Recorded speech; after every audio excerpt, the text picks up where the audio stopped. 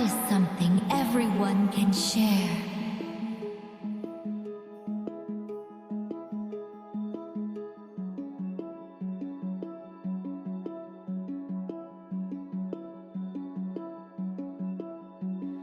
Don't you wish that you'd close your eyes?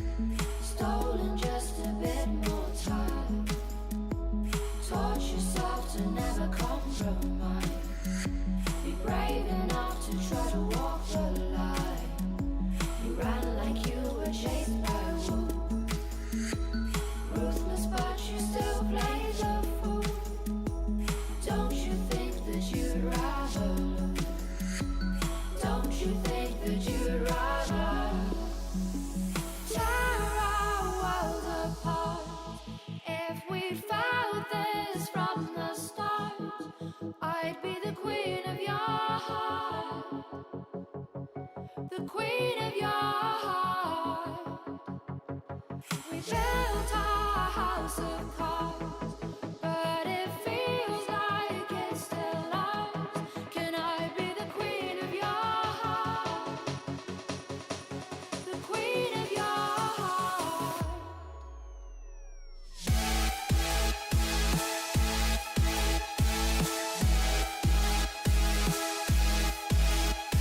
Queen of your heart. The queen of your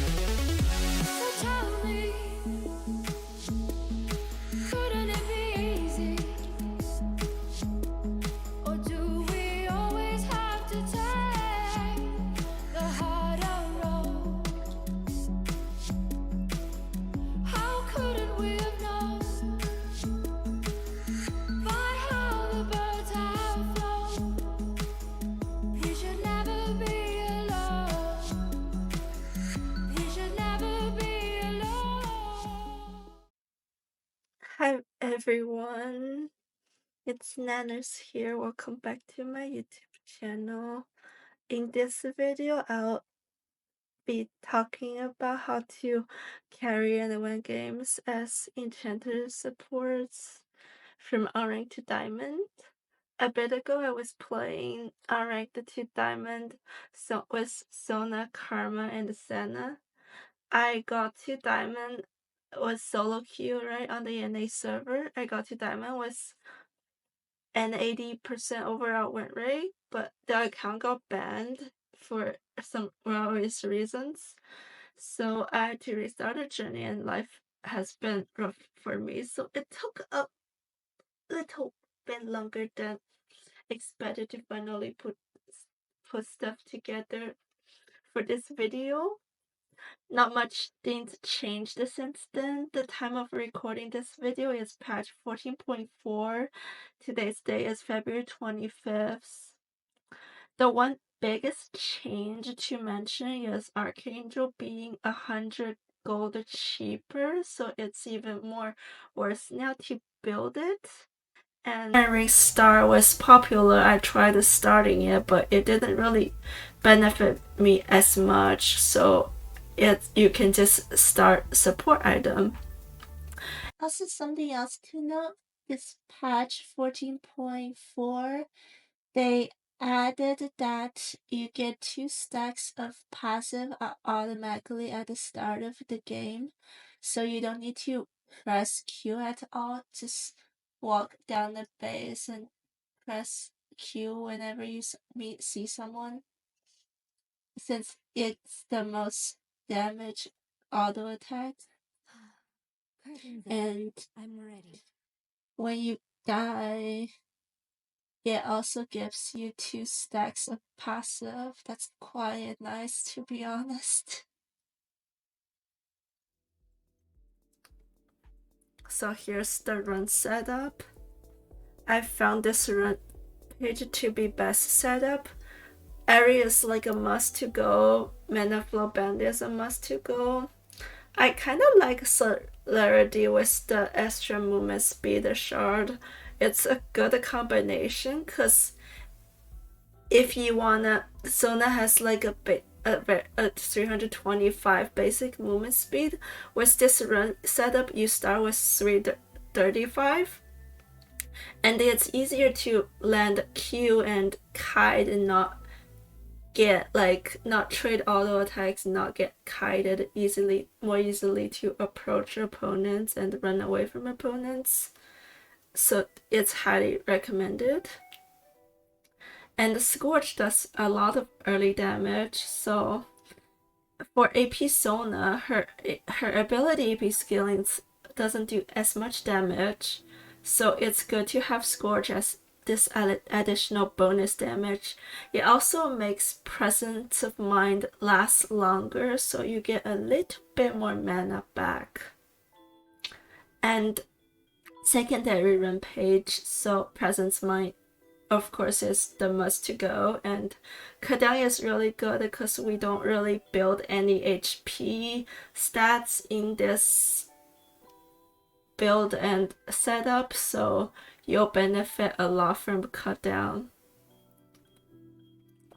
And I recommend taking flat ability, like this adaptive force thing, yeah, and the movement speed and HP scaling. HP scaling is definitely the best run out of those three. So there are two itemization passes. One is when team have one or less AP champions. In this case, you can go full AP Sona. So like start support item and then get like Dark Seal and Seraph's Embrace and then Lich Bane, and then you can decide if you want to upgrade to Mage Ice or not. It's fine to stay as Dark Seal. And then you can go either Klepto Blossom or Death Cap or both and sell Dark Seal. And I found Larian Boots best for both. And the other scenario is when team have 2 or more AP champions. Then your team already have enough AP damage, and maybe you wanna fill in some little extra AD damage with Blood Sun. Seraph's Embrace is the best first item in my opinion, so you should always first item it. And then you can go Staff of Flowing Water to boost your AP teammates. And then you can still choose to upgrade Dark Seal or not, and go either more damage or defensive items depending on scenarios. If you feel like you're dying a lot, then you can go defensive items or go more damage item if you feel like your team doesn't do enough damage. If you want to know more about support item upgrades in detail, I made a separate video on it already. Feel free to go check it out.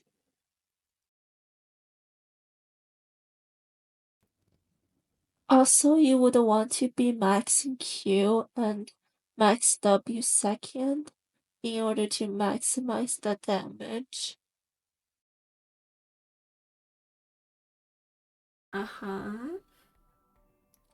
So, and for some, you can take Ignite, because if you're confident, because I found out that people don't expect Sona damage early on, and people don't know how to avoid the Sona Q pokes in lane, or make me pay when I walk up and poke with Q. They just kind of just stand there, not trying to dodge my Q by walking back. So it's kind of a freebie. And since Riot removed MR runs this patch for the flat stats thingy, as a result, Sona does a lot more damage and enemies are very killable early on. So with Ignite, it can help you maximize snowballing. So let's go and see how I did it. Every single perspective, like laning, itemization, what to do in team fights, and then how to sort of communicate with teammates.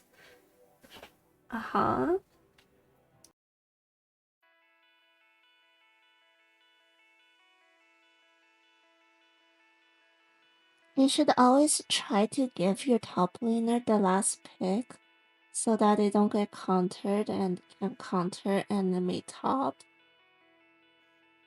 Also, don't be afraid to first pick Sona. Enemy will pick Sona counters, and that's the fastest way to learn rough matchups and the chases and how to deal with them as Sona.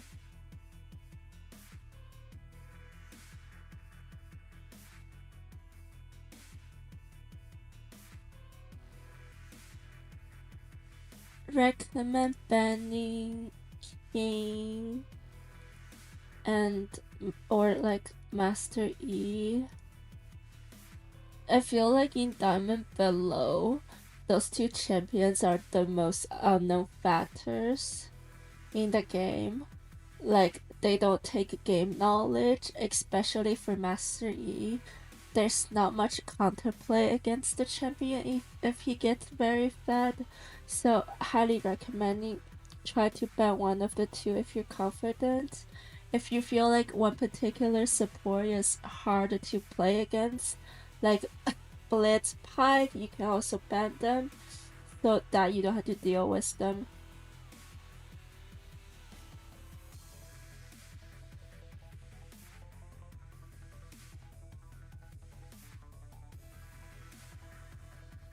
In champ select, you should already start pitching about what enemy champions does and how they would interact with your champions. For example, in this screenshot, my ADC wants me to switch to heal, but they currently have barrier. And the enemy team already logged in a Mumu, Maokai, and Aphelios. Now, take a few seconds to think about it. What does enemy champions do? Do we outrange them? Do they do a lot of early damage? Do they have a lot of CC? Do they heal a lot? Do we have early game kill pressure?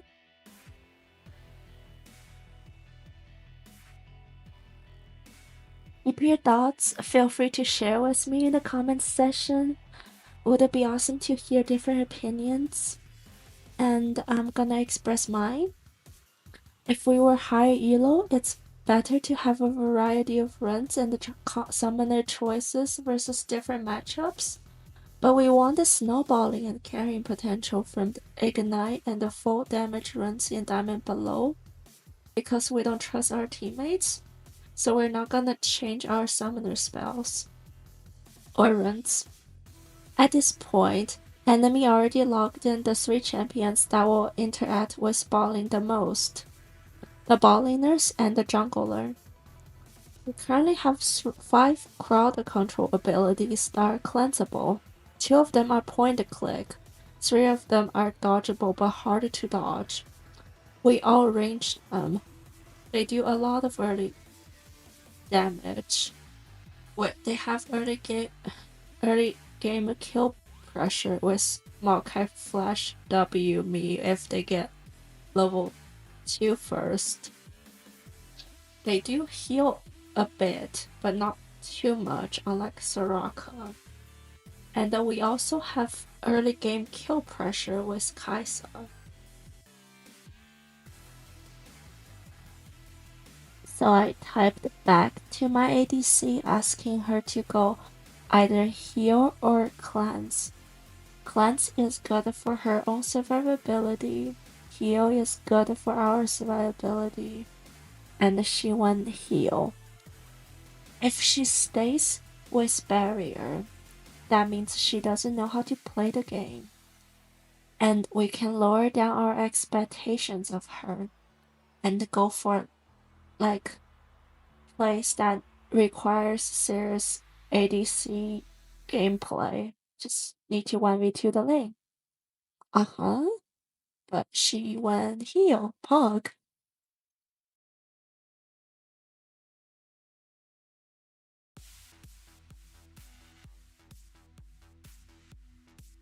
And now is the time when you check OPGG. So this is my OPGG, but I'm not currently in a game, so I'm gonna go stock Viper. Viper is in a game. He's the kind of player that we would call carriers, right? So they have above average win rates. And if you run into people like this in your solo queue game on the enemy team, they usually appear in pairs with a higher orange win rate. In that case, those games are unwinnable. Unless your team is also have like 2 players like that, then maybe it's winnable. Just depends on who's the better smurfers. So in those kind of situations, you don't have to worry about winning the game. More like just worry about how to gain the maximize game knowledge out of those players. They do certain things that will help them win the game. You should go watch the replay after those games and figure out what they're doing. It's a tuition that you paid with like lower elo LP that's easier to gain than higher elo LP. So don't feel too bad about those games and just learn from those players.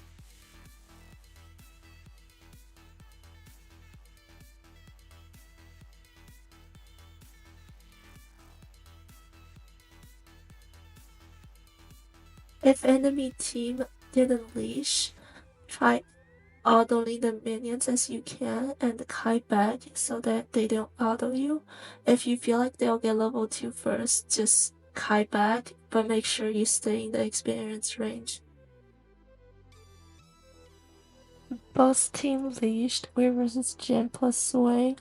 Swing doesn't have hooks that can be blocked by minions, so we can go in and out of bushes to create pressure and kite away to bait out his hook and poke with max range Q, although as we can. During this whole process, try auto the minion wave as much as possible. Imagine you were the ADC, avoid autoing those minions that you know you'll miss if you auto them. And here we continue to try to poke with max range Q. It's okay to not auto attack as long as we avoid swing hooks, then we're just poking for free. The Jin doesn't have heal, so I thought it's a good heal opportunity and I went for it. In my head, Ezreal just E over and Q and we should be able to get like a kill and then probably get away, but he didn't do that, so this is an example that we shouldn't trust the ADC. So our jungler decided to start top side, so we just ran straight down bot lane. Of course we can be like watching jungle entry points, but who cares? Of course we're not here for nothing, right? There's this really cool wave hack that you can use if you haven't already been using if enemy team isn't here yet at this time. But they're here, so we're gonna show you from a different clip. Walk up and auto the middle range minion so they change aggro and focus one melee minion. By doing so that there's a chance one melee minion die before enemy laners gets to lane, therefore they missed that one experience to get to level 2 late. We can see that the Volcas missed the one creep because they didn't hit level 2 at the same time.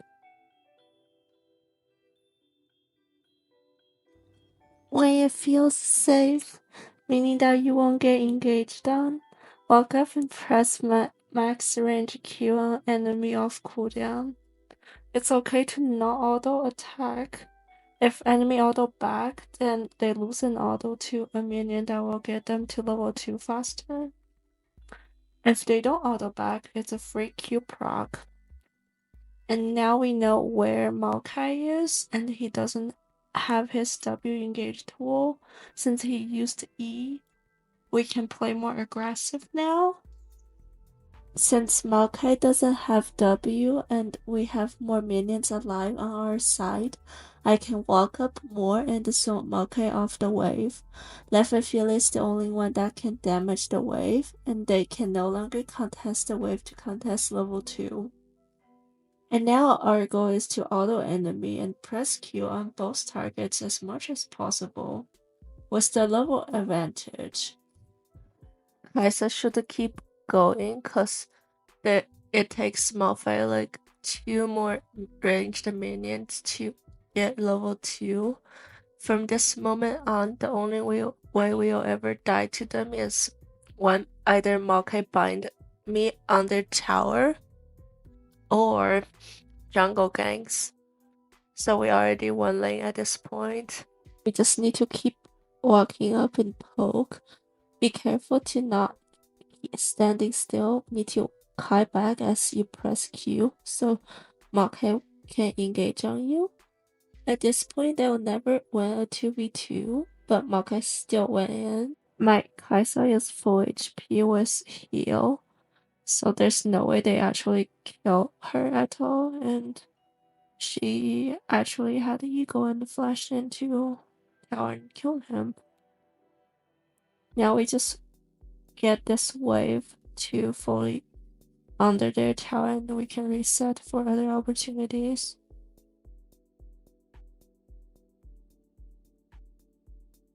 Since Sona doesn't have much CC before level 6 and she has to face check every time, it's much safer to just AFK in lane and scale. I don't think you should roam a lot as Sona, but sometimes it's okay to roam. If the wave is under your tower and your ADC can safely farm, you're free to go, warding and look for middling roams. Roaming doesn't always mean help middling kill enemy, but like help them break freezes and reset. Also, if you're cheap middling that died and have no TP back, it's also good to take their wave gold and experience. At least that gold and experience can go to someone more useful. Yeah. It's also good to constantly look around the map to see which lane needs help. Here was trying to help Cassandra relieve lane pressure by pushing Yone away from the minions and help Cassandra shove in the minion wave. But Yone ended up killing me and Cassandra was 2 out of mana to secure the kill, so the situation got worse. And that moment I realized that Yone seems too smart. I should probably stay away from him for now. So I decided to stop going mid lane and go back to bot lane to bully Maokai and Aphelios instead. One important concept is to engage when your ADC can follow up. And in this case, Maokai engaged when Aphelios is super far away. So we can just turn on the Aphelios and they'll lose the 2v2. If your jungler got caught in the jungle, then it's okay to go and pretend like you're helping, but since you can't really save her, might as well just walk away and pretend like nothing happened. It's good to ward this pixel so you can spot enemy jungle movements. Right now we assume that they're on the dragon so we can walk up a bit and poke, but we have to stay back until they show up on the map again. And now we just wait, because Mamumu could potentially gank bot lane. And he showed up top side, so we're safe to play as aggro as we want for now. My Kaisa shouldn't reset here because the wave is not all the way under their tower and the Momo is not around boss side, so we can't be aggressive again, and Dragon wasn't spawning. And Ira's Maokai was killable, so I killed him.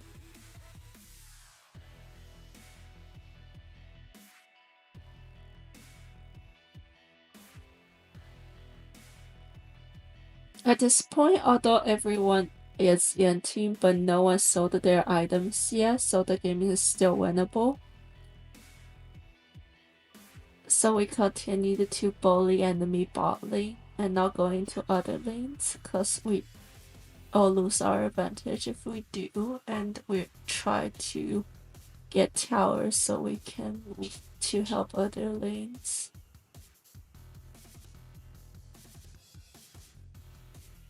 So their top laner got very fed and he rotated to bot lane.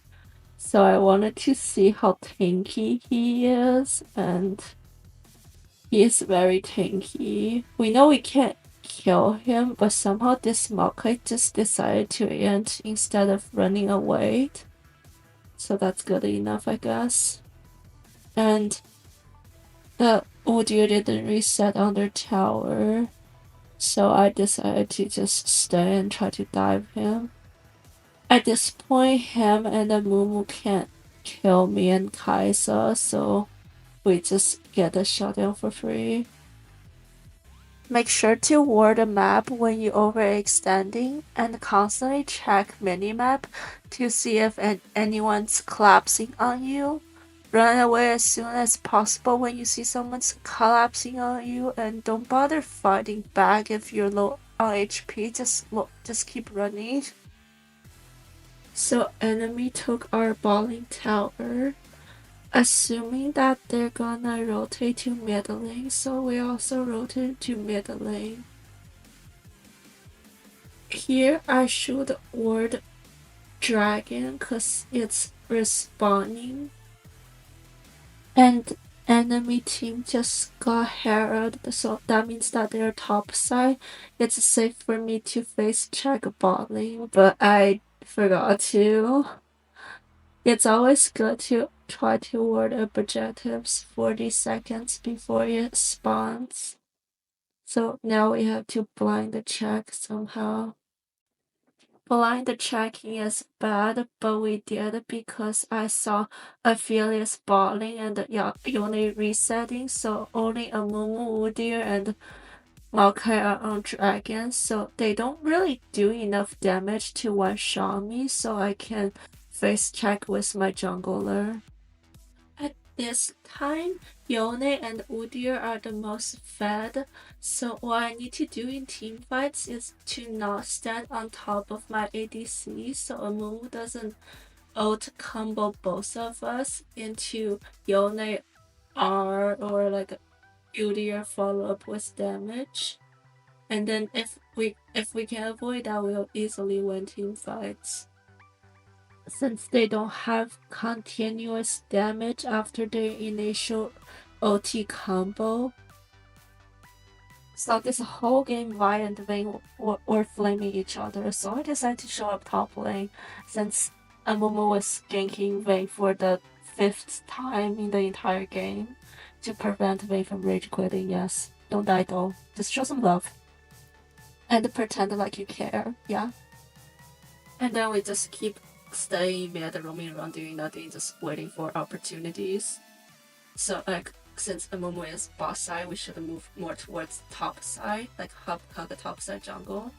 And if I engage the fight with Maokai being lost, just keep running, just avoid getting ulted by Amumu with your ADC. Since they have no follow-ups here, then it's okay to get Amumu ulted. Just Yone out of his mind, so it's a good design. Always try to make your jungler face check enemy jungle.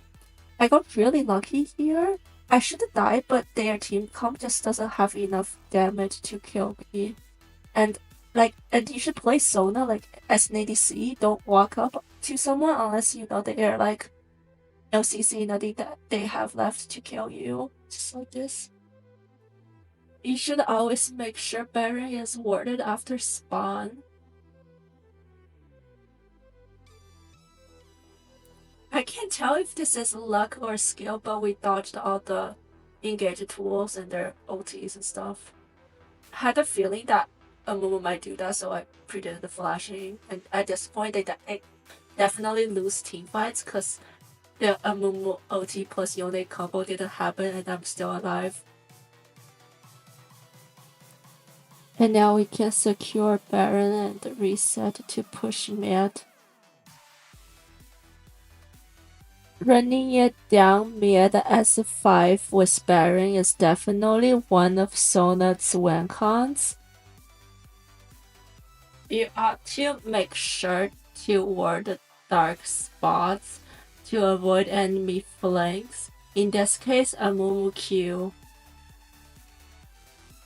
At this point, they cannot kill us unless Amumu made a perfect flank with follow-up with a Yone R to kill us, and then we might lose the team fight. That's the only way.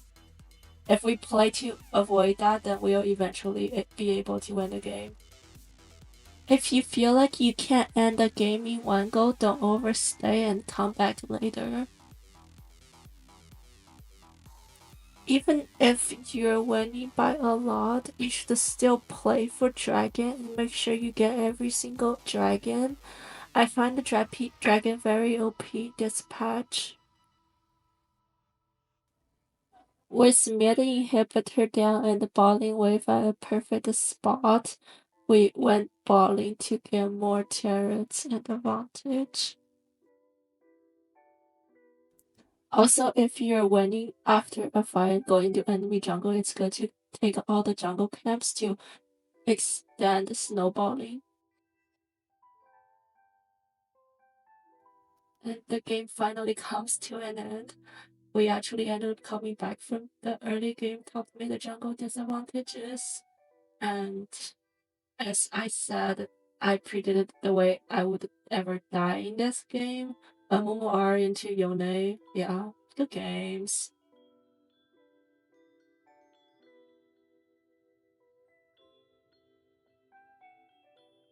Now the video is coming to an end. Let's recap everything. So first of all, you should try to poke as much as possible in lane to win lane, by getting level 2 first and apply pressure to the enemy champions. And always follow corejj triangle position theory.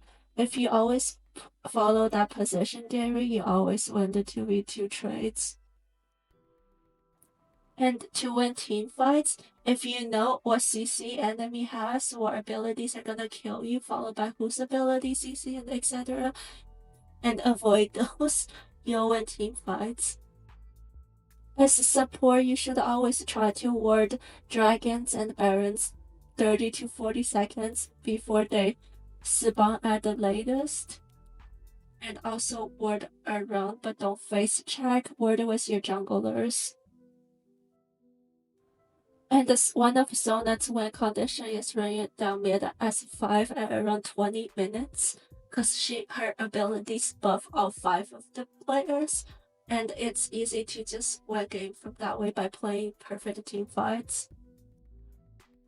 I understand that some games might be unlucky, but if you always play better than the enemy support, you'll eventually climb on Sona. Good luck, fellow Sona lovers. Good luck in your solo queue games. So like in this unranked journey this season, I realized that in order to carry games, you have to be a perpetual motion to 1, deal insane damage, like enough damage to comprehend the damage, to make up the damage your team doesn't do, and be like this 5th carry. Maybe sometimes you do double your ADC's damage or double your team's damage, and provide utility for the team on top of that. And even the HP, even the mana, and do most damage in the game. That's how you can make up for bad ADC or bad teammate. I'm sorry, but healing doesn't save teammates, but killing enemies can. In Diamond Below, if you're confident, gold is worth more on you rather than on your teammates. Anyhow, I hope this video can help you guys gain a better knowledge on how to carry as enchanter support, specifically Sona in Diamond Below. I hope you guys enjoy it. It's my second YouTube video a week.